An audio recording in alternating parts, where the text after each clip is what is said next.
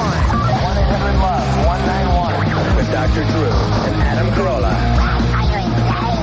Hey, it is Loveline. I'm Adam Carolla. He is Dr. Drew. Phone number 1-800-LOVE-191. Fax number 310-854-4455. Dr. Drew is a board-certified physician and addiction medicine specialist. And tonight, our guest is, oh, jeez, why don't I check the list here? Ralph Garman. Ralph is a correspondent and a co-host of Sexcetera, which is a Playboy sort of news show, which will re-premiere. No, we're going to premiere this Saturday night. But it's an old show. They had a version of it last season, but what they've done is they revamped it and recast it mostly. There's a couple of the old correspondents coming back, but a bunch of us new guys in. Sexcetera has been on Playboy since I remember watching Sexcetera on Playboy in like the late '80s. You sure? Yes. Now they had a show. Give me your background in pornography. I will. Don't dispute it. Don't dispute it. They had a show called Sexcetera, and I think it was around for a while, and then maybe it left, or maybe they retooled it, or it was gone for a number of years. But Sexcetera was a news program, and it's great news because it's like nude news.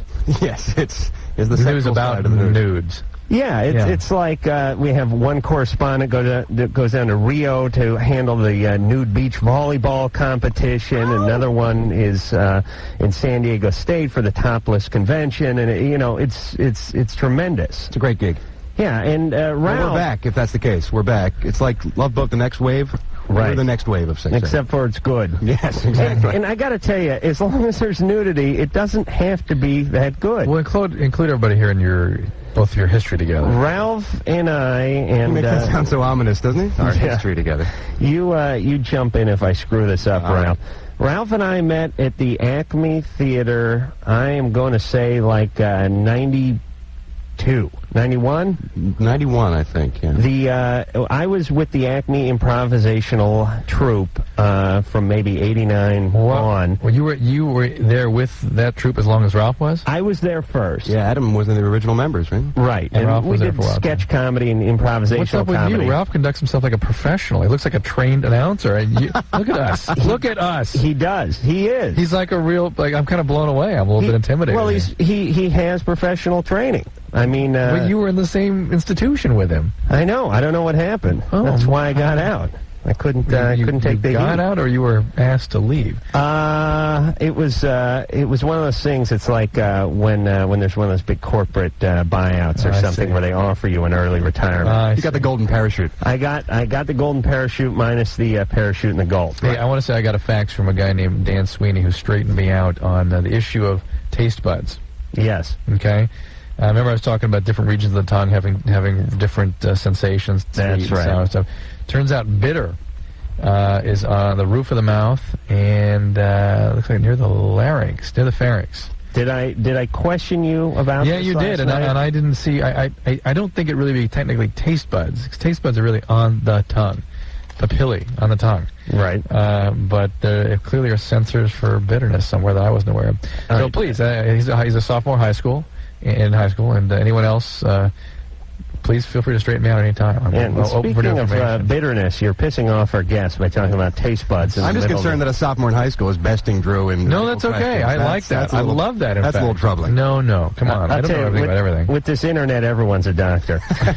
But Ralph and I met in the early '90s. We immediately hit it off. We met originally playing softball with the Acme troupe. Then Ralph joined the troupe. We worked together for a while, and then we roomed together.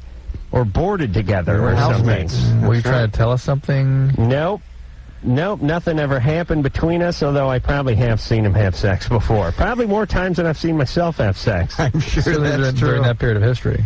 For sure. We had a little bit of a party house. Is that the one up in La Crescenta? Chez Nude, as we used to call it. Yes, heard many things about it. And it was Lisa Cushell used to hang around there. He was also part of our crowd, yeah. We rented a house together up in the, for those of you around the country, we'll just sort of call it the Valley. And like they know what that is. Well, they know what the Valley is. No. What's wrong with the foothills? Valley Girl and all that kind of... Believe me. When we go around the country next time, you ask and see if people will think it's a valley near them that's being referred to. I guarantee you. Okay, hold on a second. Mike, can you shut Drew's microphone off here so we can continue the show? People know the Valley because... Oh, yes, Mike, I like that. I like that. There's Valley Girl, and there's movies about the Valley. I know because you came 2 days to in the the Valley, you assume that the whole world knows about the Valley, but... Believe me, people personalize. You know our listeners are. Okay. It's always about what's down the street. The Valley that is in Los Angeles. Right. People, I think, are aware of that. But even if they're not, screw you, because that's where we lived. And we had a house, and it had a big swimming pool, and it had a pool table, and it had a jukebox. And jacuzzi? Don't forget the jacuzzi. Had a jacuzzi, and we had a good time up there. Oh, my God. We had many glorious years up there. Did our best together. to emulate the Playboy Mansion. Right. That was kind of our model. Except for the chicks and the money, it was exactly the same. That's right. So Ralph and I spent many a glorious year together, and it is nice and surreal at the same time to be united. It is a lot to be here doing this now. It is strange because we, for so many years, lived together. We struggled, work construction, and all that. Listen to Loveline. Absolutely. I used to help Adam hang drywall back in his carpentry days. Oh We yes. were scraping for $1. He knew I was destined for greatness, though. He could put a screw in, I'll tell you. Impressive. All right, so Sexcetera, and where the hell did my phone thing go here, Drew? Yes. Now, Ralph, what about if you want Playboy and you don't have Playboy, what do? Just call your local toll? This is the deal. Yeah. It depends on what cable system you have as to whether you have Playboy available to you or not. So my suggestion is to call your local cable company and see if they offer it. If you get DirecTV or one of those satellite deals, right, more often than not, the odds are that you will have it. So this Saturday at 10 o'clock, you want to catch Sexcetera, our premiere episode for this season. It is and it'll be on once a week. I think it's the first week, and then it repeats the next 2 weeks, and then a new episode. So we have about half a dozen episodes this season. They'll be airing throughout the summer. And how long is a season?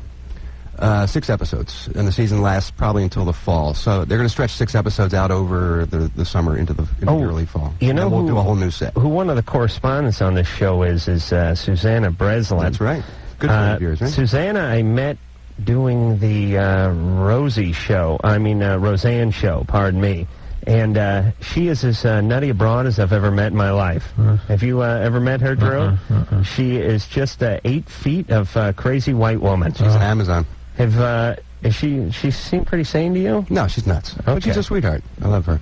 In fact, we were on hard copy tonight. They you did were? a story on the Sexcetera cast and crew, and they featured her because she's just a big, blonde, crazy girl. Yes. Ian? Yes. You're 18. Yes, I am. What's going on? I've been with my girlfriend for, I guess, a little over a month, and we're trying to take it slow, so I haven't really gotten to the whole sex part. And when we're together, I experience blue balls, and I've tried masturbating, but I don't know how to get rid of it. Doesn't that work? No, it doesn't. How long does the blue ball last? I'd say a minimum of maybe 3 hours up to 8.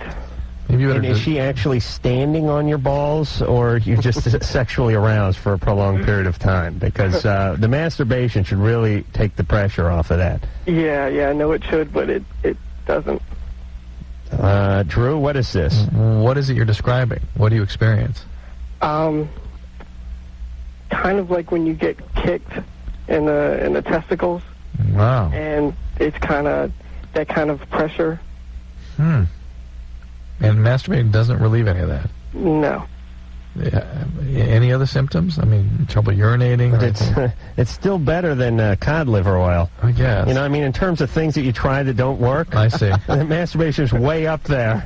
I mean, you don't have the remorse. It's not like, oh, Christ, I went down the holistic health store, I dropped $85 and nothing. Big bottle of L-arginine, didn't happen. Maybe you had to try doing this beforehand, as a way of sort of relieving the... Trying masturbating before? Yeah, the whole pelvic congestion is what's thought to cause this. Well, what are you doing? Are you making out for prolonged periods of time? Yeah, that, and I guess manual stimulation for both of us. She's manually stimulating you? Yeah. But with no outcome? Right. Or whatever. Or whatever. Release, as we say. Right. Why not? Why not? I don't know. It doesn't happen. But so maybe you're just irritating your whole system. Maybe it's your prostate. You're actually getting prostatitis. Do you feel like you kind of have any swelling anywhere down in that area? Like there's a little bit of swelling in terms of I don't know. I know how there's all sorts of tubing coming out of it or something. Well, you can get epididymitis, but you can also get prostatitis from all that irritation. How come nothing's happening when she attempts to give you the release manually? I don't know. Maybe it's a little bit. Maybe it takes a while for me, or it's a mental thing or something. I don't know. Are you on any medication? No. Well, it's not a good thing to be doing that so much, really. It irritates. It's not, delaying ejaculation is not a healthy thing necessarily. Yeah, but he's not trying to. I understand that, but that is a very irritating process. How long is she going for? I guess up to a good 15, 20 minutes. Yeah, that can be thousands of revolutions. What if he upped his entire masturbatory schedule, just across the board? Or backed off. Maybe backed off, there would be a relief. Because I've never experienced blue balls in my life, given my masturbatory schedule. I just think it's because I'm constantly cleaning the pipes. I'm just always getting that out of there. What are you good Adam's for? Invert. He's got a vacuum. Things actually pulled into his penis. Oh, yeah, night? Oh, yes, things get... the toilet's empty in the morning, water gets sucked out of things. Listen, I almost crashed when a flock of geese flew by my penis. And 4 of them got stuck in one of the main turbines. I had to shut down and crash land onto the water On one engine? Yeah. One smashed against my belly, the other smacked my thigh, but 2 really got sucked right into the inlet there, and it was touch and go for a while there. All right, Ian. Yeah. We don't know what's going on with you. Okay. It doesn't seem right. Well, Hey, listen, you got to focus. Either that or not be so nervous, or maybe not do this so much. And try to find other ways to enjoy yourself. If she's yanking around, I mean, I never really thought of this, but you always think of blue balls is when you're not getting any. Right. But it would probably be worse. Aggravate it even worse when you're attempting to get something and it didn't work. Yes. Just once and back. That's all I need. Just one up and one down, or vice versa. And something's going to happen. It's like a slide whistle. You don't keep pumping it. Just once and back. You'll hear something. Something's going to happen. Do you have that sound? Mike has every sound but the goddamn slide whistle sound. Come on, it's Engineering 101, brother. There you go. Twice.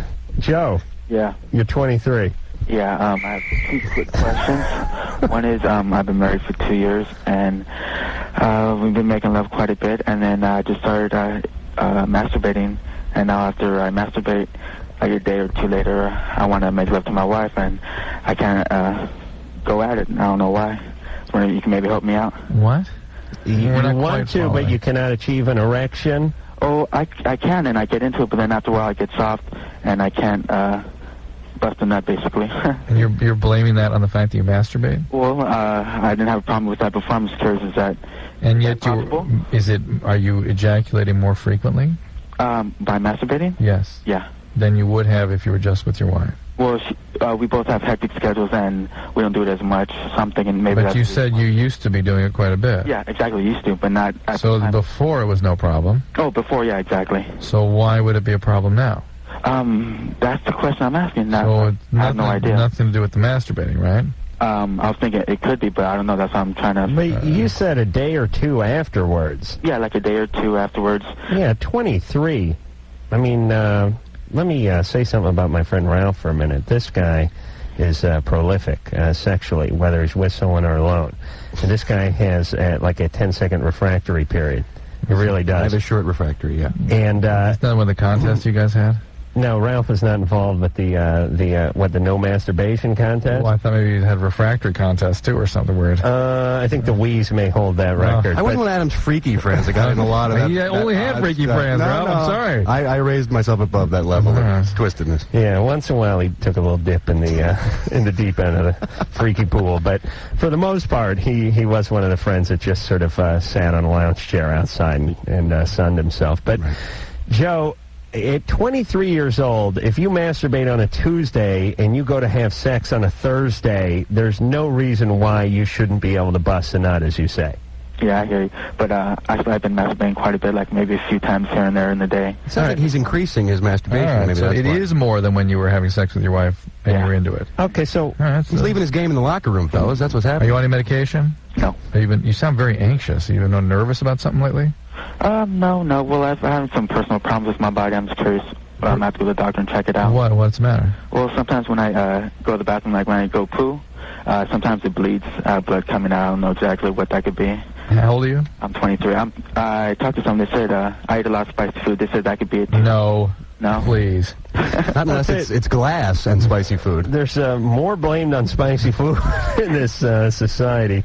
It's bizarre. Spicy food. But it could be hemorrhoids at your age. That'd be a most common cause of rectal bleeding. But Would that be a bump on the side too? You yeah. feel like a little But bump? yes, but there are other things that cause those bumps, like fistulas and abscesses and things. So there's lots of things that need to be looked into. And if again, that too, we've been talking about prostate infections. That can spread into the prostate, cause prostate inflammation, and that can affect your ability to sustain erection, that sort of thing. Okay, but listen, you don't have to be a mathematician to figure out that if you're going at yourself too often and unable to achieve when you're in the presence of your wife, that you should just leave Back yourself off, alone yeah. for a couple of days and see what goes on. Mary, hey Ralph, remember the time I thought I had that hemorrhoid and it just turned out to be a carbuncle on my ass? Yes, I do, Did Adam. you I see him remember. drain it? No. Luckily, I passed on that little... He missed those festivities, but he did see me limping around the house for 2 days. It was great. How, pray tell, did you develop that carbuncle? I have no idea, Drew. Yeah, for sure. How does one develop a carbuncle, Drew? Oh, all kinds of mistreatment of the sphincter muscles. Treatment. Yeah. You're shooting any water across the backyard? Oh, that one, yes. What about that? There was no Did you see them do that? No, actually, I heard about it. I heard about it, but I missed out on a lot of the oddities. That was his valley friends. You know, I was the foothill Ralph friends. caught me during my reflective years. That's right. He was the sane one, believe it or not. Oh, Hear that? Yeah. Mary? Yeah. What's going on? You're 15. Yeah. This past weekend, I cheated on my boyfriend, and I don't know if I should tell him or not. What'd you do? I kind of had sex with one of his friends. kind of? Yeah. How does one kind of do that? I don't know. He put his penis in, but it was sideways. Okay. So it doesn't really count. I see. And it was one of his friends. Yeah. And you're thinking about telling him. Yeah. Okay, so now I'm going to make a prediction that you got a little bit of a score to settle Right. with this guy, because One way or another. Either a sabotage or a score. when somebody has sex with their boyfriend or girlfriend's best friend... Well, when a woman usually- does that. When a woman does it, it's payback time. Yeah. And When a guy does it, he's He's got just horny? he could. It just happened. He had an erection. Yeah, it was The available. window of opportunity. Yeah. Car broke down. Yeah. But when a woman does it, I do believe it's usually payback time. And when she even toys with the notion of telling him. It's extra payback. Right, so what did he do?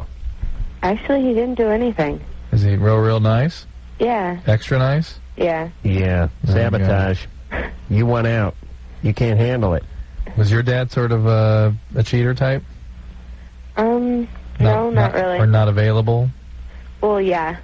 What was he all about? My parents got divorced when I was like 6, and he lives like 4 hours away from me. So you never saw him?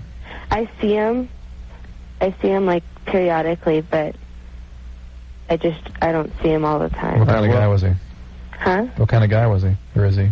He's kind of abusive emotionally, and Okay, all right. That's what we're trying to get at, Mary. Is that your boyfriend is into those things, and you're trying to turn him into that.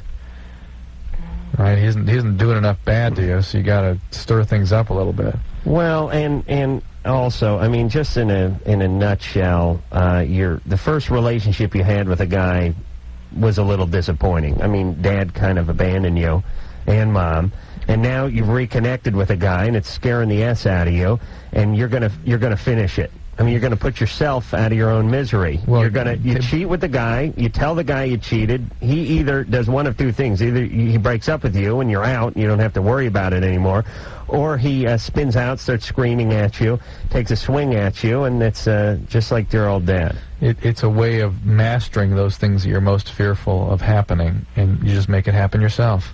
okay. So it sort of seems like you want out of this thing, though, don't you? But we think it's something you should stay in. We do? Well, because he's a nice guy by virtue of the fact that you want to get out of it. Yeah. But she shouldn't tell him, though, should she? Not if she wants this relationship to last another day. But she also should cut this crap out. Okay. And she may be putting it at risk for something. Was it a safe sex encounter? Yeah. Do you want to be in this relationship? I do. You do? Yeah. Well, why'd you have sex with the guy? I don't know. Okay. I'm always curious about the decision-making process just before that happens. What were you thinking just before you're with your boyfriend's friend? Does that seem like a good idea? No. No, but this runs much deeper than the conscious thought process. Of a 15-year-old. Right. Okay, Mary. All right. It's what you did is real. textbook. You did what you did. Okay. You think his friend is going to say anything? No. Okay. Good. All right. Don't say anything. Okay. Okay. She's going to say something. Oh, yeah. I give her, what day is it? It's gonna call Thursday. now. By Monday. What day is it? Is it Thursday. Thursday? Yeah. I give her a Thursday. 1 week? Oh, today? No. Tonight she's going to... She's already told him, actually. Still an hour and 40 minutes on Thursday. All right. Why don't we sell one of these calls before we go to break? Drew, do you have something picked out? I know. Drew starts shutting down. Drew's like one of these, when it's time to go to break, Drew just starts winding down, and that's it. Hey, I'm doing drugs. Okay, Drew, please. The mics are still hot. It's like the strip clubs. Ralph, you know this. You ever go to strip clubs, always have their clocks like 20 minutes fast. Right. Because they know it's hard enough to get guys out of a bar, much less one where there's naked chicks dancing around, and that whole last call thing is going to go on for 4 hours unless they start. Well, you're always a bartender, Ralph. Yeah, I did that for years. Did they have the clock at your bar set fast? Sure, the bar time. You know, if it says 2 o'clock at 1:30, you got a better chance of getting people off the stools and out the doors. Oh. Ralph, I've always, I say this to anyone who'll listen, Ralph's a genius with this bartending thing. Ralph was always a bartender while he was, struggling, acting, doing gigs like that, waiting to break into showbiz. I, like an idiot, was swinging a hammer. So I was going home with a brown thumb, and he was going home with a smelly finger. And it was different. Hey, I want to hear the shuffle. I haven't heard that in a long time. We talked about that last night. The Drew shuffle? Yeah, I haven't heard that in a long time. You want to hear that? All right. Well, why don't we play that when we come back? All right, Mike? Maybe even the Drew Boogie. Ralph Garman is our guest tonight. You can find him on Sexcetera, which is a Playboy show. It's going to premiere this Saturday at 10 o'clock. You can also find him on the Kevin and Bean Morning Show out here in Los Angeles on the mother station, K-Rock, doing a wonderful job. And although I sleep till 10 now, so I never hear it. But I hear good things. Word on the street. That's right. Huggy Bear said it was great.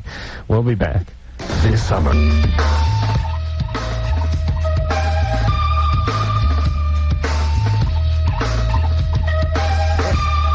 Hey, it is Loveline. I'm Adam Carolla. He is Dr. Drew. Ralph Garman is our guest tonight.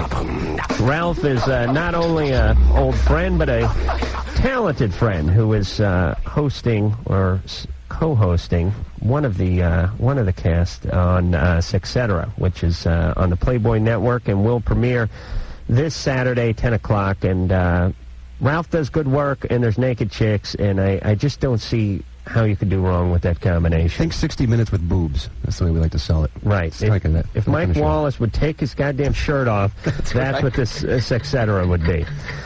All right, so should we go back to the phones, or do we want to hear... I haven't heard that thing in a long time. You want to hear it? I don't know which is which anymore. Oh, you were out of town, I think, last time we played it. You want to hear the boogie or the shuffle? What do you like, Mike? Why don't you surprise us? A little work that engineer Mike did back when he didn't smoke so much pot. Go ahead. Pee on this stick. Makes me sick. Pee on this stick. Makes me sick. If I find you stealing my underwear again, here's what's going to happen. Asshole. Stuff like this makes me sick. You're fat. Asshole. You're fat. Can I say that? You're fat. You're overweight. I want to be dominated. You're gay. I want to be dominated. You're gay. When I was 19, I ate about 4 boiled peyote buttons and stayed up all night but felt no effect. It's called intimacy. Can I say that? This is not acceptable. Can I say that? You're fat. Pee on this stick. Not acceptable. Boiled peyote button. You're overweight. Not acceptable. Can I say that? You know what the horse is, Drew? My high horse. Drew's high horse, right. which got out of the barn once in a while. It's not got out of the barn in a while. I like the other one better. I really do. You want the Drew Boogie? Or yeah. That was the Drew Shuffle, right? Why don't we hear the Drew Boogie? What the hell? Ow! Asshole. You're fat. I find you, have sex with me. Gee, it hurts, have sex with me. Faggot better have sex with me. I want to have sex with me. I was born, so I had anal sex. Gee, it hurts. Still a virgin. Tried to be straight. I thought I shouldn't be straight. I was confused. You know, pee on this makes me sick. Hurts when I urinate. Makes me sick. Anal sex makes me sick. This guy's penis makes me sick. I've had anal sex. It felt no effect. I got these lesions. Gee, it hurts. Still a virgin. Makes me sick. It's called intimacy. Can I say that? Ow! You're fat. You're gay. Confused. You're sick. You're overweight. You're still a virgin. You're dysfunctional. Not acceptable. Dr. Drew is right. I like that last part of that. He is right, yeah. Yeah, it does kind of reach a crescendo there. All right, we'll take a call. Mike, and also just play my newest, happiest one, the one I'm most excited about. I think it's just a few weeks old. Do you have that one? I'm doing drugs. I'm a prostitute. I'm a stripper. I've had 5 billion relationships. I don't know whether I'm gay or straight. Yeah, that's nice. That's strong. And after this call, I got to hear the hand one, too, and then that'll be it. My weekend will be made. I love the hand. Top 20? Just play the hand real fast. My lover likes me a lot, but sometimes I'm scared because he's very active. He gives me oral sex. I just give him the hand. Talk to the hand, girlfriend. Brianna? Yeah, hi, Adam. You're 21. Yeah. Hi. Hi, how you doing? Can I Good. just say that I think you're really sexy? Oh, good. It's And about I love your time. personality. You're hot. Well, now you're pushing it. Okay, me and my boyfriend have been together for about a year and a half, and we have done some kinky things in the past, but recently he's been wanting to do some really kinky stuff, and I don't know if they're safe, and it kind of grosses me out in a way, and I don't know how to talk to him about it. All right. Like, for instance, in the past we've done, like, he'll tie me up and, like, pouring hot wax on my nipples and stuff, but recently he wanted to do it, like, pour it, like, on my clit, and he's also wanted me to give him golden showers. Oh, Brianna. And when he told me what that was, because I didn't know what it was, I almost got sick. Why? And I was like, whoa. The whole thing's kind of out of control, isn't it? Well, yeah, and then, like, before he would just, like, pull my hair and spank me and stuff Do like these that. things all make you feel closer to him? Well, no, it's just... No, right, no. Mm-hmm. Right? That, I would have loved to have been there for that golden shower explanation. Yeah, how's that? Shower you with love? No, it's different. I don't know if Did he explain the mudslide? No. But see, like, now he's starting to get, like, more violent in bed. Who loves a good poo joke? He'll pull my hair and stuff, but now he's, like, getting rougher and being more, like... All right, Brianna, but very healthy. This is not a good Totally thing, natural. right? I don't know if he has problems or what. Well, he does. He was probably tossed around pretty good physically himself at one time in his life. Because before, it's just recent, the last, like, couple months, he's been starting to do this. And I would suspect you've been victimized in some way. Me? Yeah, some way. No. Yeah. I've been sexually harassed when I was, like, a young teenager, but that's about it. I don't mean necessarily sexually abused, but I mean somebody... People get you to do stuff you didn't want to do? She's a pleaser. Yeah. Well, I don't know about that. Are you an alcoholic parent or something? No, I have good parents. They've been together for a long time. What do you do for a living? Me? I do office work for my dad. Aha! He's a lawyer. And I, like, do filing and run errands. Filing. Yep, it's all starting to fit together, yeah. You work with letters when you file, like, ABC, that kind of Well, thing? whether or not... I'm wondering why you let this run so far out of control thus far. Because at first, it was kind of turning me on, and I liked it, but then he started getting into that really weird stuff, and it kind of made me uncomfortable, especially when he mentioned the urination. And How was the wax? That turned me on. I like that. Yeah? Yeah. All right, well, so maybe he just kept going. Does he have a lot of piercings and stuff? Is he a weird guy? No, I think the reason I stayed with him for so long, too, is because he looks like a celebrity that I, like, really like a lot, and that really turns me on, too. And Malcolm Jamal Warner? No, Ryan Phillippe. Who? He looks just like Ryan Phillippe. Yeah. Who's that? Son, Kid from Cruel Intentions, that Yeah. movie? And, I mean... Well, Brandon, but this is all a relationship built on nothing. a guy's appearance like somebody else, and he is into this masochistic, sadistic stuff. Is that healthy, that he wants to do these things? No. It's a sign that something's happened to him, and people sexualize their traumas, and this is one of the ways of doing it. And once people get involved in this kind of stuff, the intimacy gets pushed further and further away. Really? Mm-hmm. Well, I'm not, I don't know anything about this stuff. Well, look, do you like it? Not no. None of it you like. Keep saying no, but no, just stay with no. You don't have to do any of this. And know that it is a way of managing sexual function. He may need it to function sexually now, but it's a way of distancing himself from more real feelings. Yeah, I've also just been afraid that if I tell him that I don't like these things or want to do these things, he won't like me anymore or be attracted to me anymore. Where's it going to stop? What else is he going to ask you to do that you're going to just do just because you don't feel good enough to assert about yourself, to assert your own feelings and just constantly subjugate yourself so you keep this wonderful treasure you've got? Yeah, we don't really trust this guy, but why don't we give him a shot? Tell him you're not into this stuff, or you're into it up until a limit, and if he keeps pushing, then you can break up with him. All right. Talk about it. Drew, can I ask you a quick question? Yeah. My sister just had a baby about 4.5 months ago, and she's been breastfeeding and bottle feeding, and she has back problems, and she's been also taking Vicodin and Flexerol, and they told her it was safe for her to breastfeed and take it. How much is she taking? She takes it on a daily basis because she has pinched nerves in her back. First of all, profoundly addictive drugs. Really? Particularly the Vicodin. I mean, it's heroin in a pill form, basically. Oh, wow. And it's one of the most commonly addicted drugs used out there. I would be very concerned about it, somebody getting into the breast milk. It may be reasonably safe. I'm not sure if the doctors really realize how much of it she's taking. You shouldn't be taking it every day, should you? No, not more than a couple of days. It's like a pill form of heroin? It's a very close relative of that. Can you give me some of that? No. But on the plus side, the baby's sleeping 20 hours a day. Right. That's right. And only cramps once a week. It's huge. This whole golden, let me give you my take on all this fetishistic nonsense. As Ralph knows, the rallying cry over at Chez Nude, where we used to live, was boobs and blowjobs.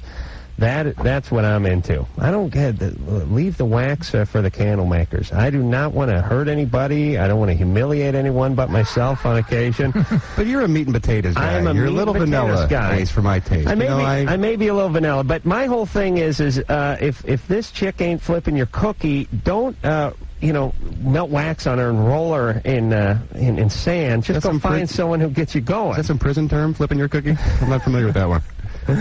You know what I'm saying? Yeah, I do. I mean. But you know me, I like to be a little more adventurous in my sexuality. Well, and sometimes, if they're both into it, it can actually bring you closer. I know Drew doesn't. That's true. But it depends what it is you're into. I mean, if it's something where you need it to function, that you can't function without it, that means you're using it to suppress feelings so you can function sexually. Right. And that is a like a paraphilia or something where you're whatever. Yeah, that's the idea. And it's distancing yourself. Now, if it's something that you're both sharing or exploring, and it's just still part of a playful thing, it can be there or not. That's different. This is this guy up in the stakes constantly and doing something to her that she doesn't want him to do. Right. Let me tell you about a couple of dangerous trends I've noticed in pornography. Ralph, I know you're no stranger to like a penthouse, for instance.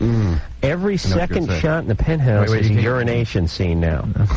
Have you noticed it? They had the Great American Peeing Contest there. Oh, my God. Oh, it does mean something. It means something in our society. Well, it's pushing the envelope, though. It's just upping the ante to kind of get new titillation. Filling the envelope, too. But it is true. They just keep going, and then they try to see how deviant they can get. But who decided, or when was the vote taken, that every guy's into watching guys getting pissed on by chicks? I mean, listen, I'd rather see a chick piss on a guy than see the same chick wearing a coffee sack and knitting. But the piss is not an essential element to me. And the next thing, and Ralph, I know you're going to back me up on this one, too. In the back of the Penthouse and the Hustlers, and especially as the magazines get a little thinner and a little nastier, right? A lot of chicks with dicks. Lots of pictures of good-looking young gals with the penis TSTV kind of thing. pasted in that area. One out of every 25 of them is an actual transsexual. The others are just good-looking young female models who have a penis sort of computerized and added there. And it is every third picture of a naked woman during these advertisements in the back of the magazines, which for me is part of my bread and certainly my butter. In the back of those things, and I think to myself, every time I see one of these things, I think, who voted on this? Who decided that we needed to see tons and tons of chicks with penises? Go on the internet. You'll see every third chat room is bi curious married men, bi this, bi that. There's a lot of that going around. To me, it's symptomatic of why there's so much aggression unleashed on women.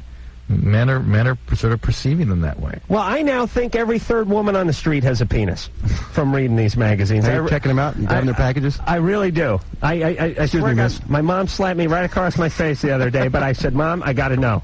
I got to know. This is driving me insane. Between you, Grandma, and Aunt Connie, one of you's packing. I swear to God, I've done the math. But I just look at this, and if I could write, I would write a letter. I really would, Drew. I'm going to get my secretary to take a letter because it drives me insane. I yell from the bathroom when I'm at work, masturbating. Yeah. I yell, where's my echo? Who decided we wanted to see schlongs on beautiful women? Yeah. Who wanted to see this? I think the urination thing is a version of the same fantasy. Well, that I'm starting to get used to. Women urinating like men. I'm already over that. But Ralph, do you want to see a penis on a beautiful woman? I'll tell you, on the Sex Cetera show, we've been following these trends as they get more and more bizarre, and people seem to be pushing the envelope. Now, Roman showers is the newest craze. What the hell is that? That's vomiting on your partner. Oh, for crying out loud. The Roman shower. You overeat and drink a lot of wine and stuff, and then you regurgitate. It's over. We're coming to society's coming to a close. Civilization we've known it is ending soon. Yeah, so you got the golden shower, and they got the Roman shower. If someone gave me the golden shower, I would give them the Roman shower. And talk about euphemisms, by the way. I mean, for just those of you who don't know what a golden shower is or a Roman shower, yeah, put me down for a couple of those. That sounds all right. What do we want to do after dinner? Roman shower, golden shower? Okay, that sounds good. 5 minutes later, the guy's pissing on you. It's like, whoa. What happened to the golden shower? Oh. Now it all comes together for me. Next time we got to talk this out. We'll take a break. I feel so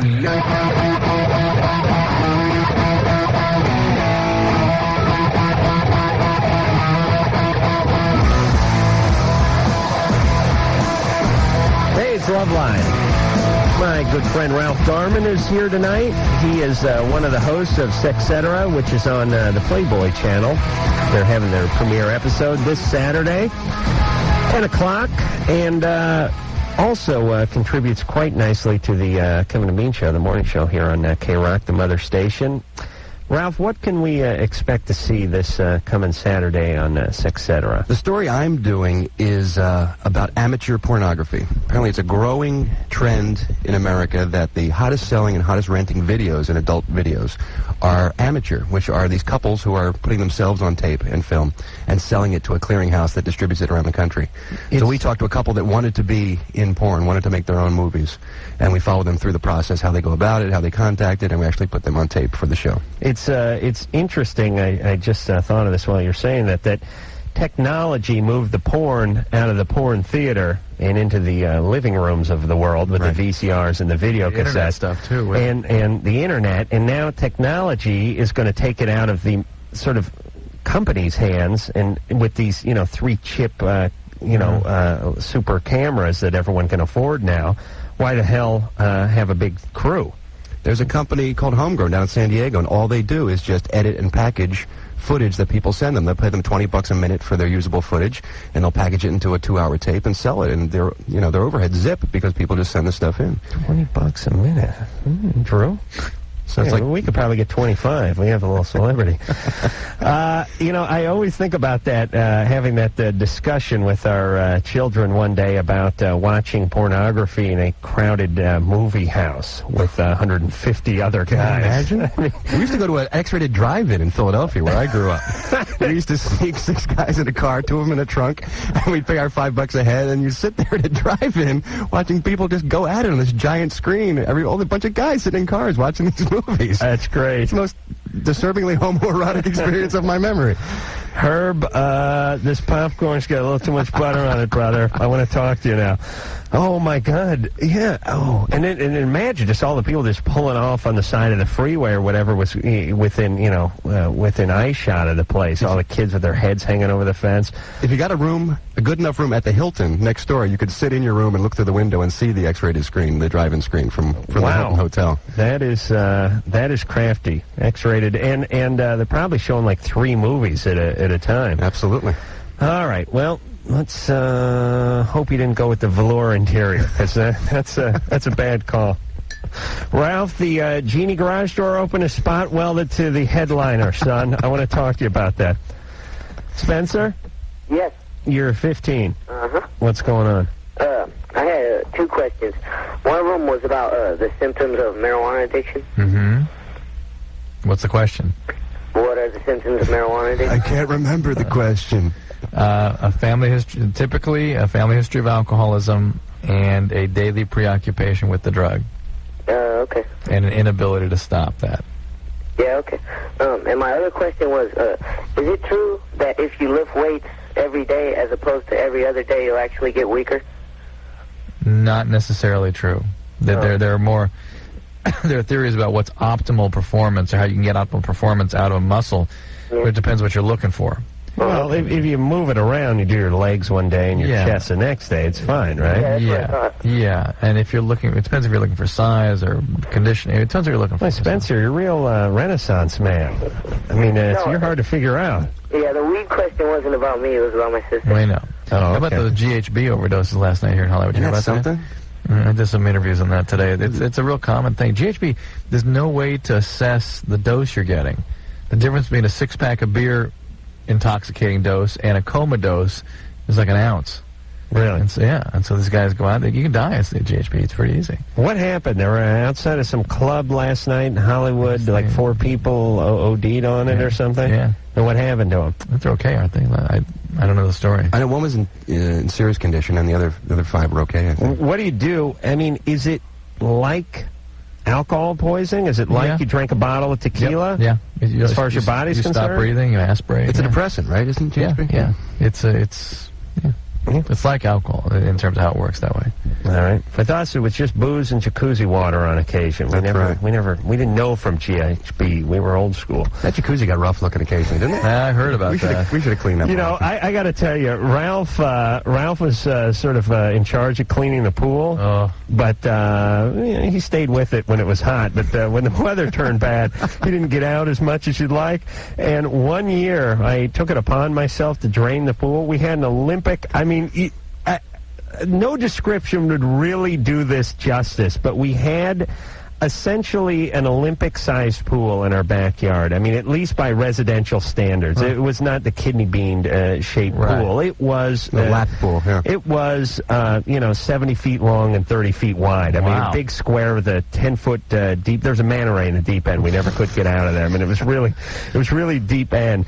And one year we let this pool go to such a point where it was just a black pond, and one day I decided enough was enough, and I was going to drain this pool, and I rented a bilge pump from the local rental place, and I drained off like the first several million gallons of sludge, but the last 3 feet of sludge that was in the bottom of the thing was so thick with decomposing, it's like a hooker's body in there. I think Ralph had dropped off the summer before. It was so bad that I was actually in the pool with a shovel, and I was shoveling out this organic matter. Oh, my God. I mean, it was real. I really ranked that up there with the worst day of my life. Remember that day, Ralph? You came home, I was down at the bottom of the pool. I do remember that, yes. I felt guilty. You know how much I would want for that right now? If someone asked me, like, I want you to redrain that pool and do what you did before, I'd say, I want $110,000 because my manager's going to take a cut. It would be impossible. Oh, when you're snooty you've gotten. When you're poor, you're just so effing stupid. It was 2 days of shoveling sludge in the bottom of this pool. And then we finally got it all cleaned out. We all converged on this thing and started cleaning it out. But I think we mixed like muriatic acid and Tide together or something and fumed ourselves out in this pool. There was a big chemical cloud over the pool. No, you were on 4. Oh, I was? All right, hold on here. Vic? Hey, how's it going? You're 20. What's going on? Okay. I have a question about, I had a buddy of mine, he told me about, he called it the banana challenge. He says that if you, like, eat a lot of bananas, like 2 every morning and night, that, like, it'll increase your potassium levels and you'll be able to basically have a wet dream, like, within the first couple of days. Man, guys sit around and dream up the most bizarre as it pertains to their sexual functioning. The banana challenge. Like some infomercial or something. Are you ready to take the banana challenge? Hey! Yeah, I don't think that's going to work. Okay. Yeah, well, I don't know. Where do they eat a lot of bananas? Dominican Republic. There you go. Do you think they have a disproportionately high amount of wet dreams over there? Got a lot of kids. I don't think so. They're putting their sperm to good use. Vic, I don't think there's any. Here's how you have a wet dream. You don't masturbate for a month. I hear you. That's the challenge. Can you do that? That's the banana We're talking about a challenge. Forget about eating a couple bananas during the day. There's the banana challenge. Try not to touch your banana for a week. That's the challenge. My friends tried that. The Wheeze and a few other guys attempted to go for that record once. That's a dumb record. I was out immediately. Shoot is the operative term there. The Wheeze, I've told this story before, but it always cracks me up. You know the Wheeze, he's not a big guy. And the Wheeze went, the record was, I don't know, it was like 23 days, but he thought it was 21 days. And I went to visit him at work one day, and I said, the Wheeze goes about 125 pounds, and he's a very nice, soft-spoken guy. And I said, Wheezy, I said, what are you doing after work day? He said, going home, whacking off. I said, well, you're gonna lose the record. What do you mean? It's 21 days. I said, no. Carl's got 23 days. He grabbed me by my shirt collar and he threw me up against the wall and he said, don't F with me! And I said, I'm not. I'm serious. It's 23 days. And he, like, threw something and stormed out. It was like... weeping. Yeah, he was losing it. That's dumb. Yeah. Going that long. That's why I wasn't in it. I don't blame you. All right. Ralph is here. Drew is left because he's decided it's the time of the show we should have stopped. And we'll take a little break. We'll come back. This is Loveline. Loveline will be right back.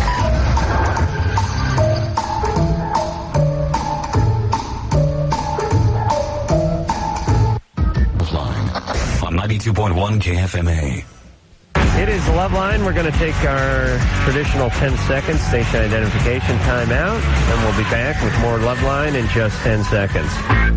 This is Loveline on radio station. The new rock. 92.1 KFMA, Green Valley, Tucson. About 1 week ago, I masturbated and accidentally got semen in my eye. Whoa, Drew. My God. Drew, we're back, brother. Where did that one come from? That was a TV thing. You were doing that on TV? No. Please. Ralph Garman is our guest tonight. Ralph is not only heard on the Kevin and Bean Morning Show here on K-Rock, the mother station, but you can find him coming up this Saturday at 10 o'clock on the Playboy Network. He is going to be hosting a show called Sexcetera, which is good because it's nudity.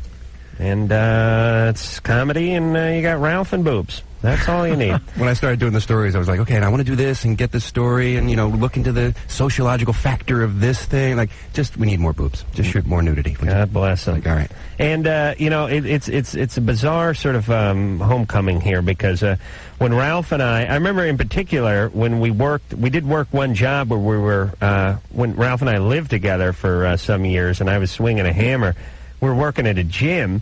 And at that gym, we could only work at night because the gym was open, during regular hours, 7 a.m. to 9 in the evening. So we'd roll in there at 10 o'clock at night and work through the night. We used to listen to this show. Wow. Yep. I do remember over at Bodies in Motion on a few evenings. Yep. No, one in Pico we built the one in Pasadena too, but we were working the one over here in West L.A. on Pico. You guys were responsible for that piece of crap downstairs that they used to have? Hell yes. Oh, yeah. Where if you raised your hands over your head, you put it right through the tiles in the ceiling? That was us. I didn't establish the floor plan of the place or set the height of the ceiling, Drew. It is weird for both of us to be sitting here now. Yes, it is. Anthony. Hey, guys. Pleasure to speak with you. Thank you. You're 23. What's going on? Yes, sir. I started going out with my now fiance when I was 16. She was 18, kind of high school sweethearts. Now I'm 23. She's 25. Things have been working out pretty well. But when I was 16, she took my virginity but she doesn't know it. I had told her that I wasn't a virgin, and we're getting married in December. I'm wondering, should I come clean and tell her that I was a virgin? Yeah, she'll probably get a kick out of it. Yeah, no, I see no harm in that. Yeah, you know, I can only see that it can do good. I mean, although, what if she goes, oh my God, I thought you'd gotten some things out of your system before we met. I don't think you're ready to get married.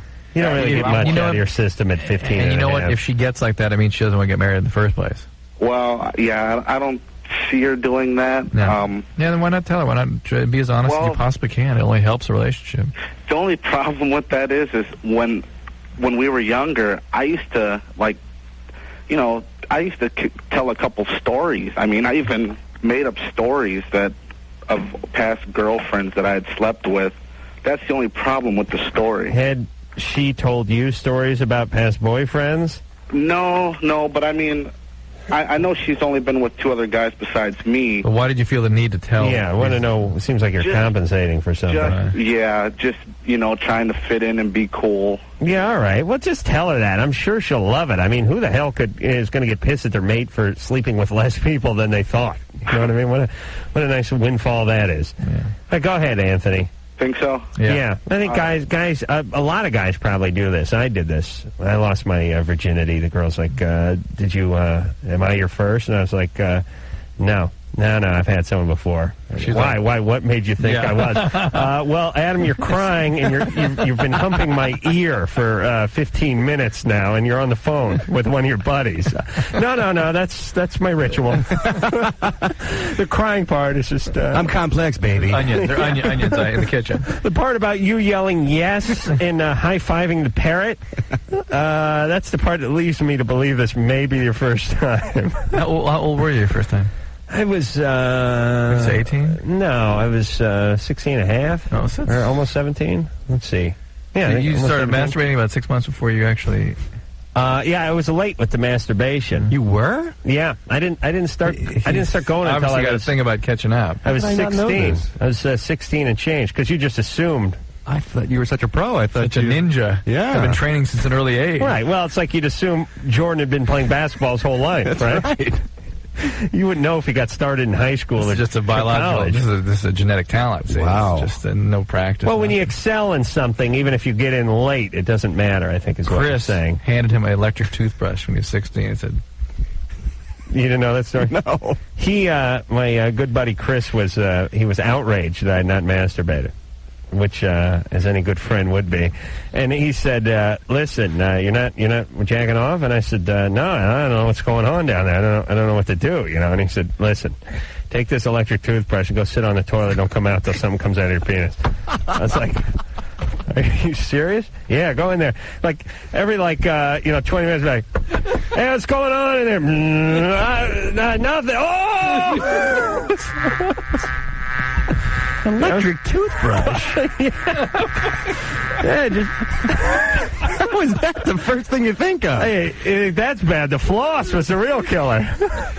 Good God. I don't know. It seemed to be some technique that he had with this electric toothbrush, and Lord knows the man was a genius. I don't know you at all, Adam. And a pioneer. And a scholar. I'll tell you what, and a philanthropist. I'll tell you that. Yeah. Ready to have a statue erected in the man's honor. I don't know where we'd put it or what position he'd be in, but yeah, that was it. And then after that, it was like I was on my own. Once I'd had my first solo flight, I took over. Becky. Yeah? He loved this electric toothbrush so much, he'd put a full charge on it and take it around with him. I mean, like he'd travel. I don't mean with it like going out of town. I mean like... Pocket. Over to my house and say, hey, I brought the toothbrush. Like, great, that's my date. Bonded to it. Becky? Yeah? You're 16. Yeah. I think they were different back then, the electric toothbrush. They had a little action. It was more of a back and forth than an orbital one. Right. It was a different attachment, too. It wasn't his mom's or anything. Hello? Yeah. I got it there, Becky. What? Well, what's your question? My boyfriend has a drug problem. And, we've been going out for 6 months, almost 6 months now. And it's, out of control. He's smoking up every day. He's staying out till 4 in the morning, Well, what are you going to do about it? I don't know. Are you going to leave him? Like, I'm in love with him. Like, Is he smoking crack? No, he's smoking marijuana. If somebody offers him a line of cocaine, he won't turn it down. How old is he? He's done heroin before. How old is he? 19. Well, what do you think's going to happen here? I don't know. Okay, it is going to get worse. Why do you love him so much? He's just like dear old dad. He treats me really well. Like, he treats me well. He, like, does anything I want. And Where did your codependency come from? what do you mean? Somebody victimized you? You have an alcoholic parent? Something? I was sexually abused Okay. as a girl. All right. So there you go. My father. Another lucky guess. And was by dad Dr. Drew. was dad also an alcoholic? No, but he does smoke a lot of marijuana. Okay, marijuana addict. Coincidentally, this guy's a marijuana addict too. Yeah. Yeah, coincidence. All right, yeah, pure coincidence. Everyone's an individual. Yeah. All right, so now that we know what's driving you, maybe you should get a little help here. Yeah. You ever thought about going to Al-Anon? Well, I went to NA for 9 months. Well, you're an addict? I used to, yeah, I am. But I suggest I've been sober for 1 year and 3 months now. Well, you've been abstinent. You're not going. You don't have a sponsor. You're not working the steps. No. And no sponsor on earth will let you hang out with this loser. Yeah. He has got to crash and burn his disease and start to get better before you should be around him. You are going to relapse around his disease. What did your dad do to you? What did he? Yeah. A lot of stuff. Sexual abuse? Yeah. And Sexually abused me, and physically. Where's your dad now? An hour or two away. Is he sober? My dad? No. Yeah. No. Do you have any relationship with him? We talked things out. After like 7 years or whatever it was, we talked things out, and he's changed a lot. He really has. He's still getting high? Yeah, he's not changed much. Becky, what is there to talk out about a dad that sexually abuses his daughter? There ain't no talking about that. My dad made me wear a corduroy sport coat to graduation that was one of his. Instead of buying me a new one, I'm still pissed. You know what I mean? I mean, I couldn't imagine just sort of talking that one out over a beer. Dad, you ruined my life, but after a solid hour of chat, and I feel better about it. Right. I mean... And a couple of J's. Right. Right. Hey, Becky. Yeah? Listen, sweetie, you're 16 years old. Are you still smoking pot? No. You're doing nothing. No alcohol. No nothing. No. You've been to hell and back. Why do you got to go back again? You know what I mean? Yeah. You know what I'm saying? Yeah. You're 16. It's like you've been to Vietnam, And why don't you cut yourself a break? Why don't you just get into that Alateen and... Well, go back to NA. You'll get a sponsor, work the steps, work a recovery program. You're an addict whose recovery is very much in jeopardy by this guy. Maybe your getting better will force this guy to do something and get better himself. But at this point, this is a recipe for disaster. It's going to get a lot worse, and it's going to suck you down with it. The only way you're going to get his attention is if you tell him you're going to leave if this doesn't continue. In the meantime, start going to program, and as you start to grow, it will freak him out, and it may catch his attention and cause him to do something. And let me add this too: you don't love him. You love him because your dad felt you up and smoked a doobie. You know what I mean? That's why she loves him. Yep. That's the thing that kills me the most. It's like, yeah, but I can't leave. I love him. I love the guy. I don't know why. I just love him. I'll tell you why. You know why you don't know why? Because it is etched into you. Like someone took a wood burner and put it into your skull.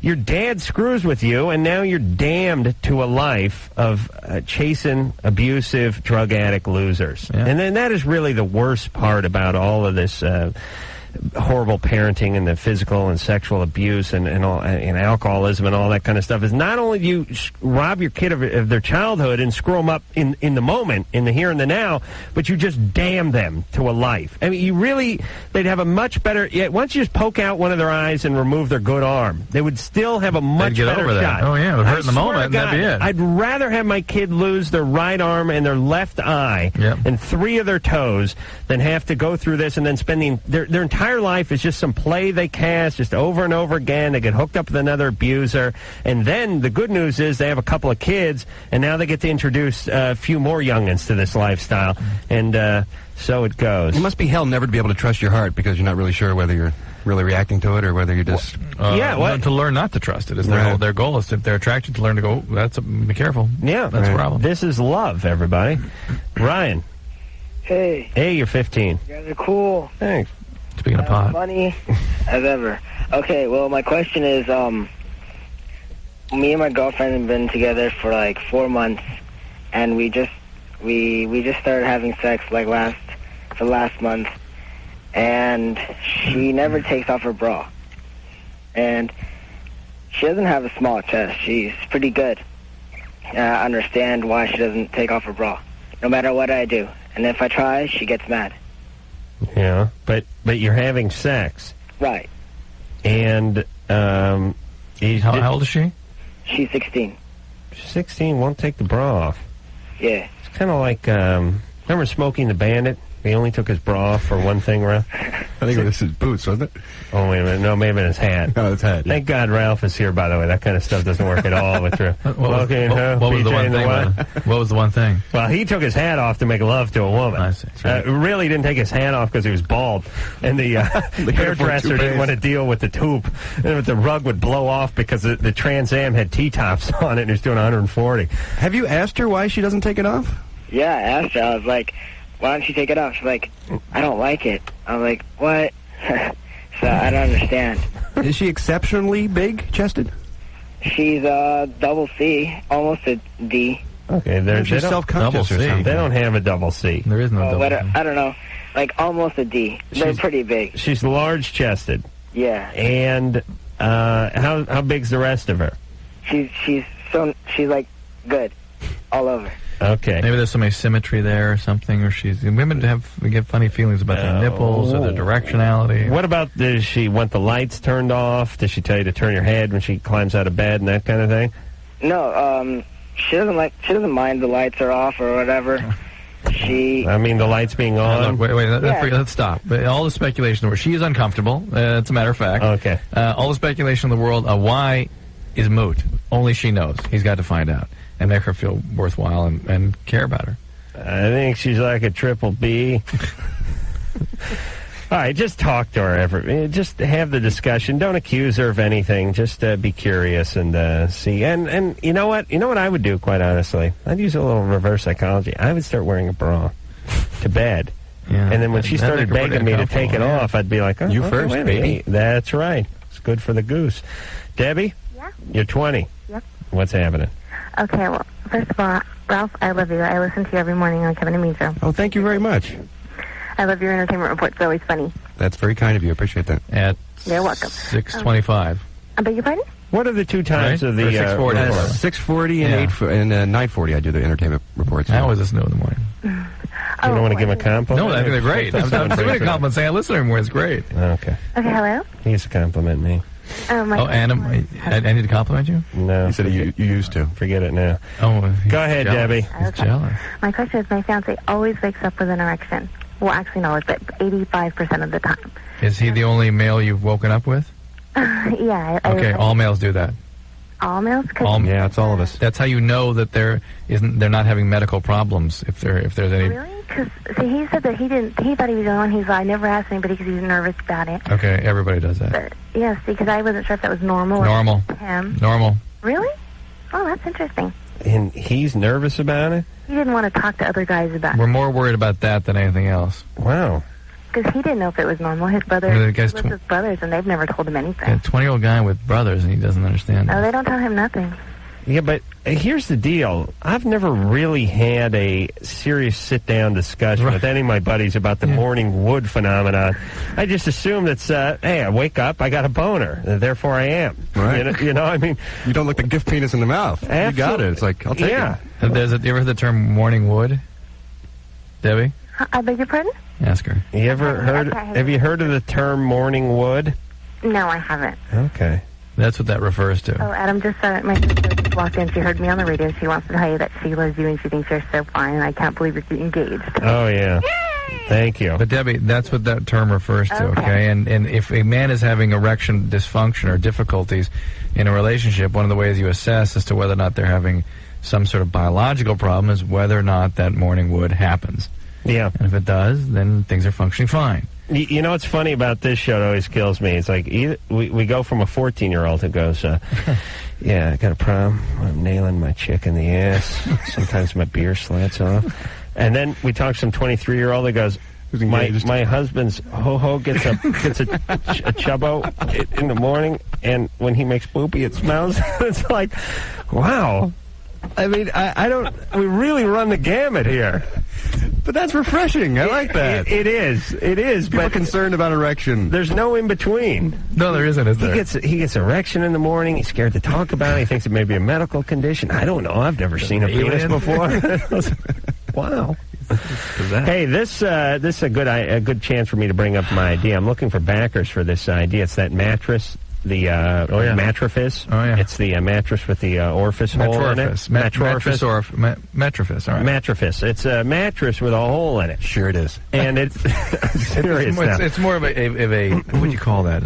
Not a hole. Well, but it's not a funnel. It's not a funnel shape. No, it's a hole. It can hold like a 32-ounce beverage, I think. Yeah. But you know, there's a lot of stuff that goes on in that bed that you don't want going on that bed. Don't you want to just be able to hose it down, so it needs to be a little slope to it? A little slow, but you don't want to fall in when you're sleeping. The point is if you sleep on your stomach like I do and you get an erection all night, why not have a compartment for that? You know what I mean? Yep. I mean, like when you get behind the wheel of your car, there's a place to put your feet, right? It's not just a wall right at the bottom of the steering wheel, is there, Drew? No. Okay. Anyway, my idea is to take this hole in this mattress and then hook it up to the gutter system on the outside of the house.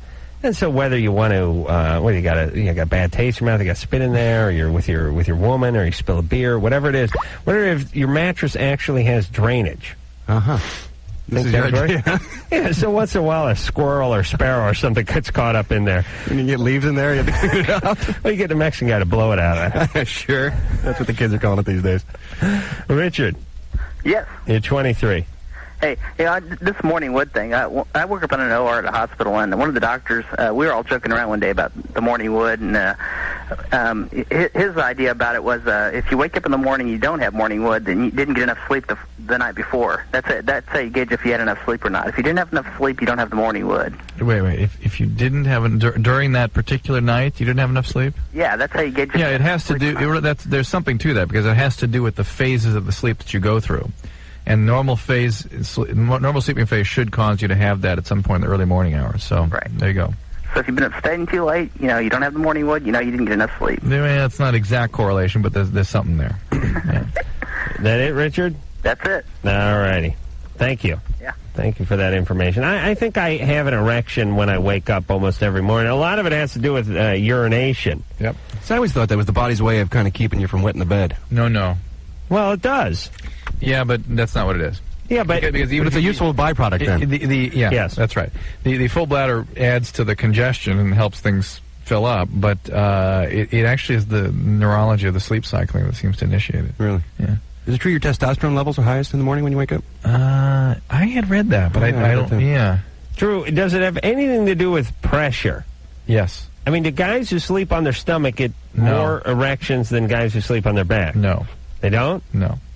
Well, then I thought it had something to do with pressure, but you're saying internal pressure. Internal pressure. All right. Time for break. It is? Yeah. All right, let me just sell this call before we go to break. Emily? Yes. You're 18. Adam, you're 34. That is the first time that's ever happened. I've been doing that for 3.5 years, and no one's ever given me that response. That's good. Oh, I hope it's not a new trend. Why do guys think our country is so sexually dysfunctional? Or why do we guys? Well, yeah. Okay.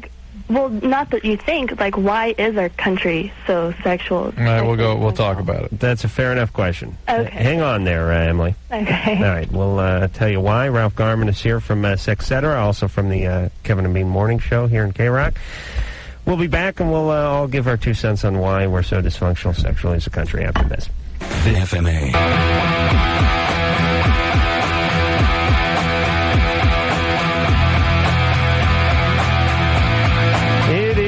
The Loveline. I'm Adam Carolla. He soon will be Dr. Drew, and yes, there he is, everybody.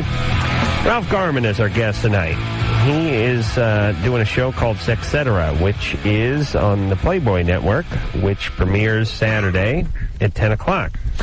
You can also hear him on the morning show, Kevin and Bean Show, doing stellar work on a stellar show. You're on K-Rock, the mother station. God bless you, Adam. All righty. Well, it's all true.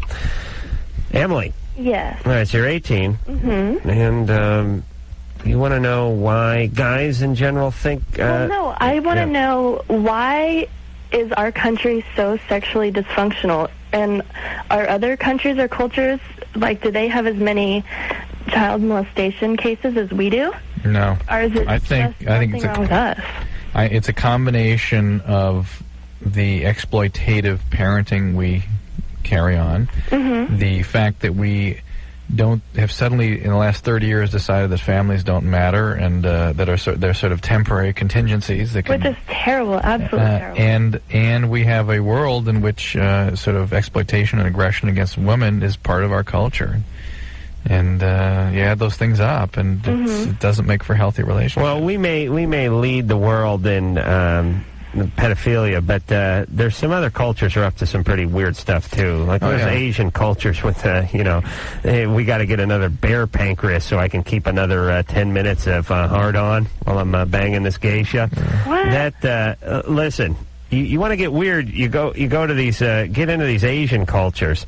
For instance, I was just watching a story, something I knew about, but ever since the Soviet Union started falling apart, all these guys are making a living hunting black bears. And what they do is they get these black bears, they cut the pancreas out of them, or the gallbladder, sorry. Gallbladder? Yeah, gallbladder. And there's a huge Asian market for this stuff because it's an aphrodisiac. That, rhino horns, and... tiger penis.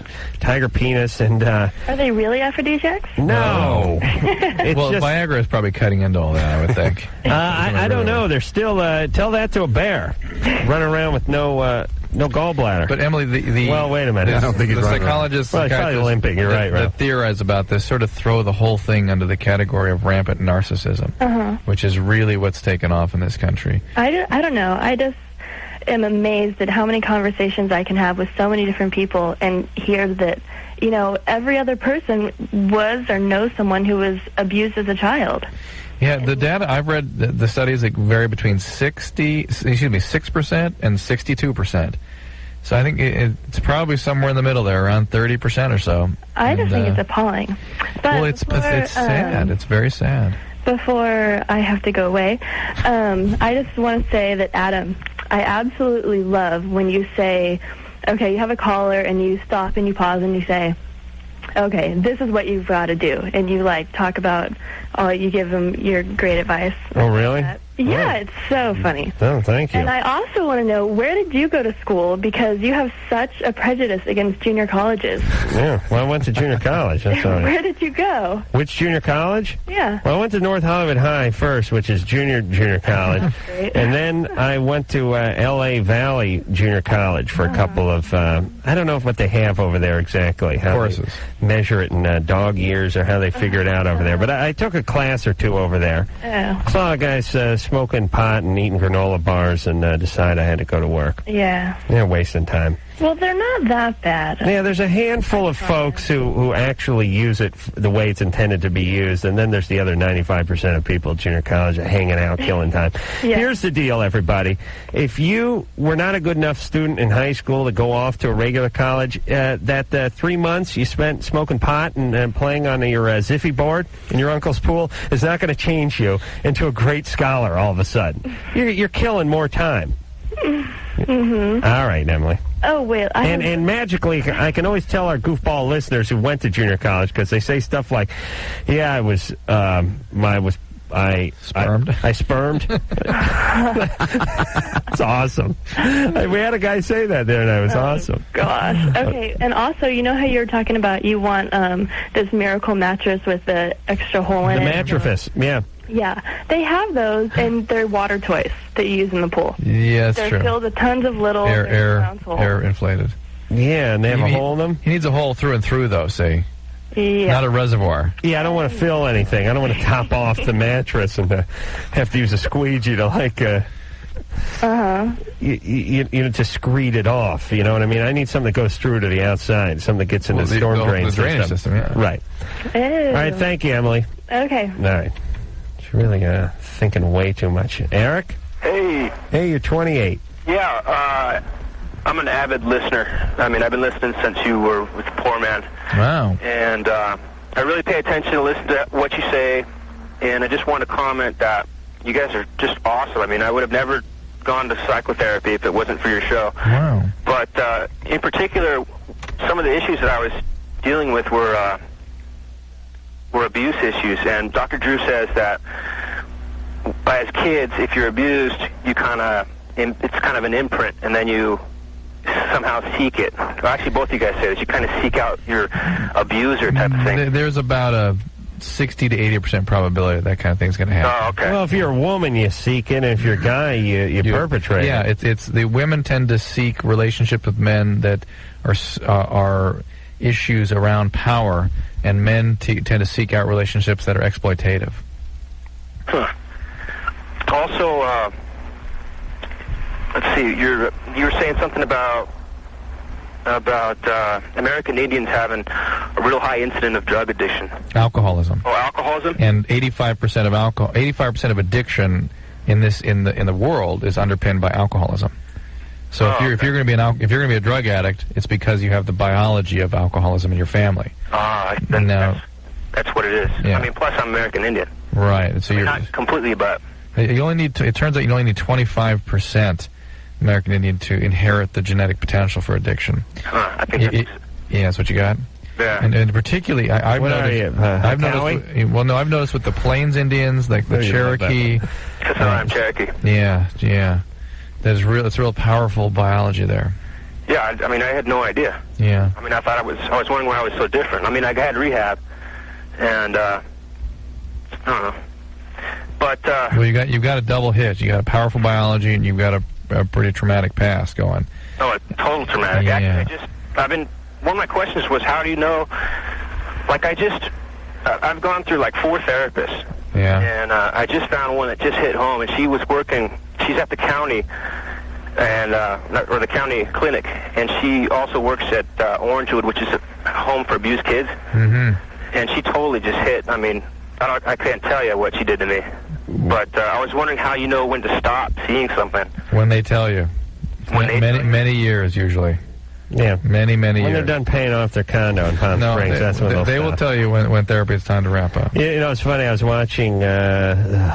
What the hell was I watching last night? I was like Melrose Place or something last night, and someone was at the therapist's office, and they were sprawled out on the sofa. And I thought to myself, you know, I've been in and out of therapy my whole life. My dad's a therapist. The whole sofa thing, the whole part about where you lay down on that couch. Sort of Cleopatra, doesn't exist. It doesn't really exist. But the beauty of Hollywood is it's still there. It's just spread out, and the guy's sitting there with the steno pad. With the steno pad. Mm-hmm. Tell me more about your childhood, and there you are with head leaned back on the sofa. It's like something out of it's like a cartoon therapist. Yeah. It's Dr. Bellows and I Dream of Jeannie. Major Nelson. Are you still seeing things?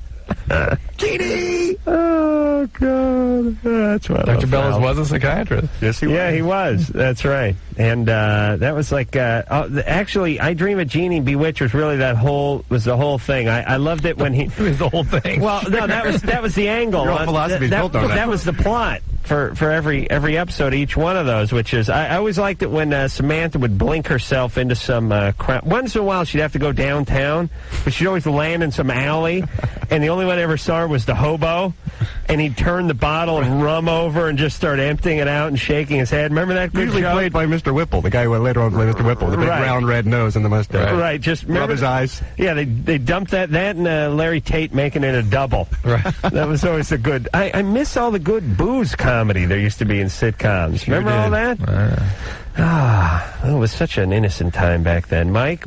Yeah. You're 19. Yep. What's going on? Man, I'm engaged to my fiance.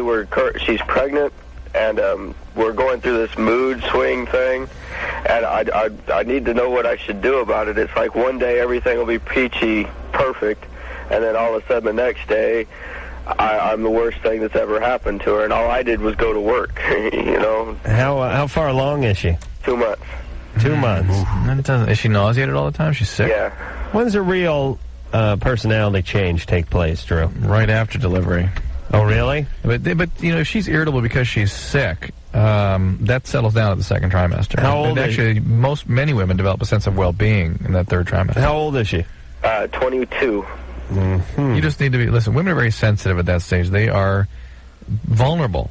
And you have to make her feel very secure and very loved and very cared for. Okay. All right? That's your job. All right. And to take whatever punches she throws your way for a while. See, because that's where it's getting hard. And to talk to her obstetrician about it to make sure there's not something medically relevant going on. Mike, how's her history? Is she sane? Yeah, she's normally, everything's fine. I mean, it's all been since this pregnancy came up, and she's been sick and whatever. I mean, it's already been once where she's wanted to break off the engagement and this, that, and the other because she claims it's because she don't want to put me through the problems of having to go through all this mood swings, whatever else. Yeah, I don't know. Mike, you just got to suck it up. Just act nice. Yes. Listen. Talk to her obstetrician. Pretend you're paying attention, do a lot of agreeing, and just run out and buy her ice cream and stuff like that. It is mind-boggling to me. First off, and everyone hears it, at least in the 30s, just the idea of getting married at 19 is bizarre. I mean, when you think where your head was at 19, I mean, here you are, mid-30s, and it's just starting to get screwed on straight. You know what I mean? Oh, absolutely. I mean, where you were at 19, well, hell, where you were at 25, forget about it. But at 19, then you add the kid. Then you add a woman that, judging by, if she's a fiancé of one of our callers, probably didn't graduate from Brown with honors and has two loving folks that live in the Hamptons kind of thing. You know what I mean? Yeah. So you add a little bit of instability in the past growing up. Now you got some hormones coursing. Now you have a kid coming. You pair that up with being 19 years old and not knowing which way's up, and I just couldn't imagine it. It's like, I think like when you have a marriage, you all start at 100% and then you start chipping away. It's like one of those life insurance things. You try to figure out how long you're going to live, and they go, well, do you work? Are you a fireman? Do you smoke? Does your family have a history of heart disease? You do that, and it's like you're getting married. Okay, how old are you? 19? Oop, you lost 40 points right there. Wife was pregnant before we got up. She's up. What's your education? Now it used to be the norm, though. People get married 19, 20, 21 all the time. I guess so, but in a way, that was when their parents stayed married for 50 years. Right, yeah. Now got married at 21, divorced at 24. That's true. All right. Anyway, I'm ready to kill myself. I don't know about you guys. Ralph, chicks are just a lot of work. That's the problem. They certainly are. And if the hormonal thing is anything like it is when it's that time of the month, and it exceeds that tenfold, I just couldn't imagine being in the same state. Oh, but you will. Will? I gotta put a third story on the house and just put a hatch up there like a bat pole or something. Honey, you're 6 months pregnant. You're not gonna make it up the pole, and besides, I've greased it with bacon fat. Now I'm gonna throw down some provisions, but don't leave me. Don't chew through the phone line either. And so help me God. All right. Your poor fiance. Oh, Ann, Ann is Prager's, and I haven't noticed anything, although... I've been great, I think. Yeah. Really? Yeah, been fine. Did you see the pictures? She has pictures of the kids. She offers to lactate my coffee tonight, by the way. He was looking for some milk. Did you? Oh, my God. It's just going to add... Well, it's either going to add or shave time from tonight's business when I get home from work. What's that? Pictures of the babies? You see them? No, the ultrasound? Mm-hmm. No, Polaroid. I don't want to... Very cute. Okay, can I see any hair? They're sitting in front of one of those things with the heads cut out. I heart mom. Head's in a big muscle man body. Right. She's in like Sandra D. Listen, I don't want to be insulting. I'm going to look at these pictures. But I got to tell you, to guys, especially guys who didn't knock you up, we look at this, we might as well just look at an Etch-a-Sketch or something. That's why I didn't offer, because I knew you wouldn't appreciate them. I don't, but the people that do are lying. They really are. I don't want to sound cruel. You have to get the changes. I don't want to... No. Listen, I understand it's important to you, and I understand it's important to the family, and it's important to your husband and all that. But to other people, to see infants at the 3-month period it doesn't make any sense. No. It doesn't look like they all. Put it this way: I've seen my sisters. I've seen one of my dear friends I work with. I've seen a few of these. I could never tell you which was whose, and they all look exactly the same. Do they all look exactly the same? Yes, they do. Yes. Okay. Well, then aren't you making my argument? But it's whose this one is. Okay. All right. I want to look at that. Ann, you got it out? Mm-hmm. Okay. Here it comes. You're not going to videotape the... No way. No, that ain't right. Absolutely not. Maybe like a police sketch artist or something, but not videotaping. Nothing. Okay. We'll be back. The phone number for Loveline is 1-800-LOVE-191. Loveline, I'll be right back. Loveline on 92.1 KFMA.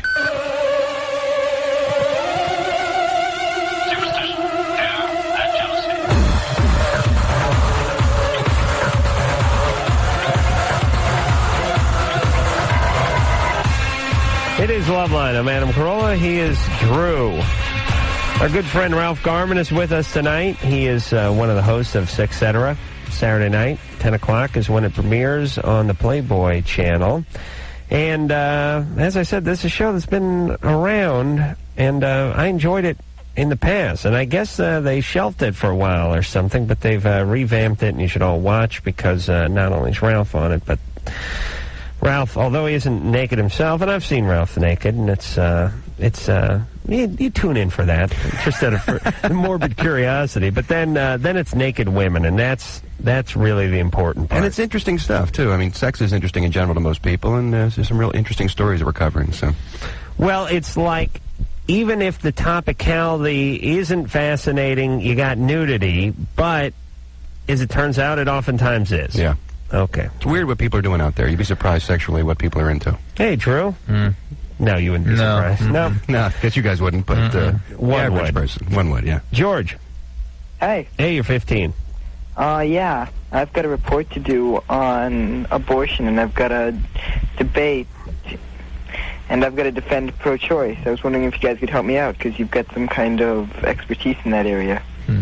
Well, Drew's not much of a fan of the pro-choice, believe it or not. And our sort of policy is we'd obviously like people not to get knocked up in the first place, and we're big fans of that morning after pill, so that if you do have sex or unprotected sex, if you take this pill within 72 hours, it will not take, which is not the same as an abortion, but some people still feel like it is. But your argument, nonetheless, is how to defend abortion, right? Pretty much. Yeah. I would basically argue that, well, my number one argument would be, and you guys jump in anytime you want, listen, whether you make it legal or illegal, people are going to get them anyway, and it's just going to be more dangerous. Shut up, Drew. And is it true? Yeah, I hear that in my sleep, by the way. I'm talking on the phone sometimes to people out of state, and I hear in the background, like, oh, Christ, no. And my next thought is it's not a good thing. It's not a happy thing. It's not a fun thing. It's not anything anyone looks to do. But I think there are certain things in life that we can all agree on that aren't happy, friendly, or warm, or cuddly. They're evils, but they're sort of necessary evils, and I'm all right with that. I don't think abortion is a great thing, but I don't think the alternative is a great thing. The strongest argument that I know of that goes at sort of the philosophic issues about what our obligation is to protect an unborn life is if you consider, there's this one example that's been sort of bandied about in the discussions about abortion, is if somebody drives up to a woman and says, something you've just done makes you eligible to save the life of this concert violinist. She's 18 years old. She's going to be the world's greatest violinist, and only you can cause her to survive. You have to be hooked up to her cardiovascular system for 9 months, and after that time, you can let her go if you want. But for the next 9 months, your life is dependent. We're going to be totally tied up with this woman's, and we're obliging you to do this because you're going to save her life, and she's going to be the greatest violinist of all time. What actually is your obligation? Well, but this kid ain't going to be a concert violinist. He's going to work at a sheet metal factory. But the point is, trying to make the argument by looking at the extremes. Yeah. And even in that situation, are you obliged to go and lie down for 9 months? Well, listen, I think you play the odds. I mean, if God comes down and tells you that whatever's in your belly has the cure to cancer within his zygote brain, see the kid through to term. But if you already injured the kid a little bit because you smoked a few hits of crack, Dad's nowhere to be found, then I'm fine with it. Yeah, but you're putting the value in human life based on their ability to produce. I'm putting a society. value on the life of the living. This kid is going to screw up a lot of people. He may turn out to be this, but I doubt it. Listen, go ahead. You have the option of choice is something that Americans hold kind of near and dear to them, and it is kind of a moral issue, and I think it needs to be based on the individual, and you have to give people the benefit of the doubt to be kind of responsible enough to make up their own minds. I know it's scary when you realize the level of decisions some people are making, but, I mean... See, the problem with the arguments about pro-choice are the arguments for slavery were identical and are identical to the arguments for abortion. Well, what's your point? It's like if we don't allow slavery, there'll be this horrible war, and parts of the economy will fall apart, and all these people will suffer. And somebody said, "No, slavery's wrong. We can't have a thing wrong going on." Yeah, but we need it, and it's we have to have it. It's all these sort of relativistic points of view, utilitarian points of view, that really weren't right in retrospect.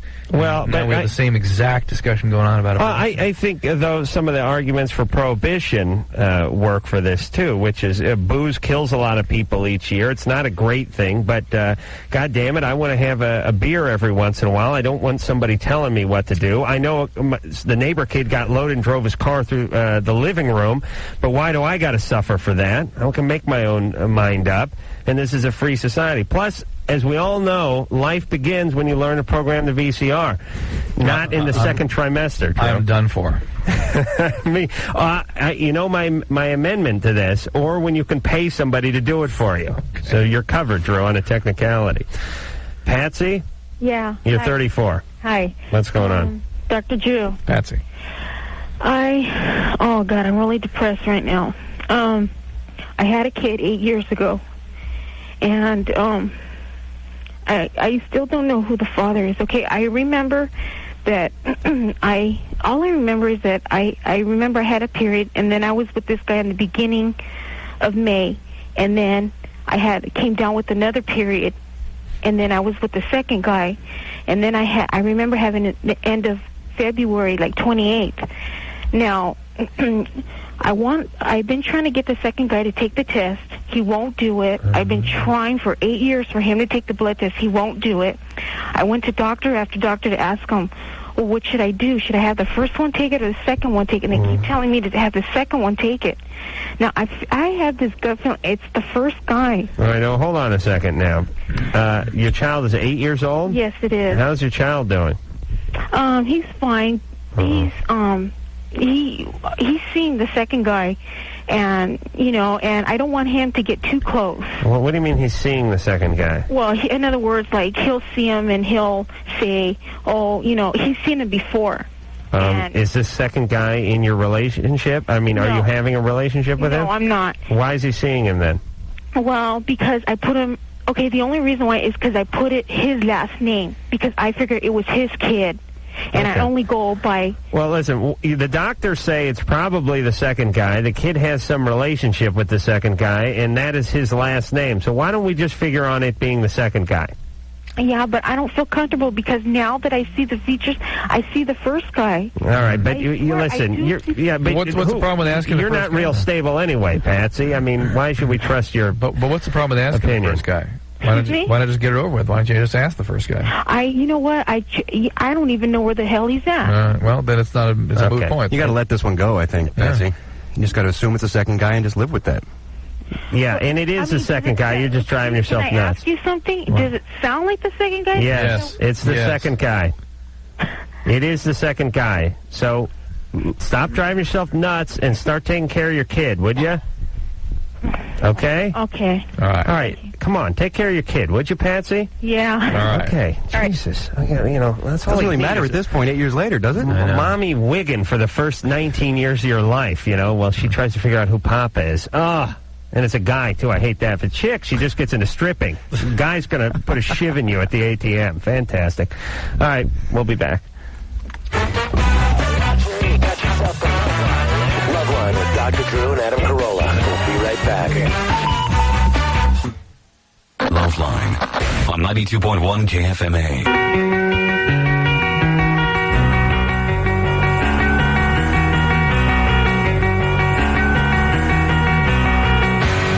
Well, that's it. Way out of time. Ralph, thank you very much. Etc. Everybody. Saturday night, 10 o'clock on the Playboy channel. Thank you, Adam. Always a pleasure, Ralph, and we'll see you whenever you like. New project or what have you. Also, well, screw Drew. Sherry, thank you for doing a great job as usual all week. And, of course, Miss Buns in the oven. It's not just a single bun. There's a whole couple loaves in there, maybe some fish. Producer Ann for putting her feminine sink on the show all week. And, of course, the Wonder Engineer Mike, who we know didn't knock up Producer Ann because he has no genitalia. So until next time, this is Adam Carolla for Dr. Drew saying mahalo. Mommy! This is Loveline.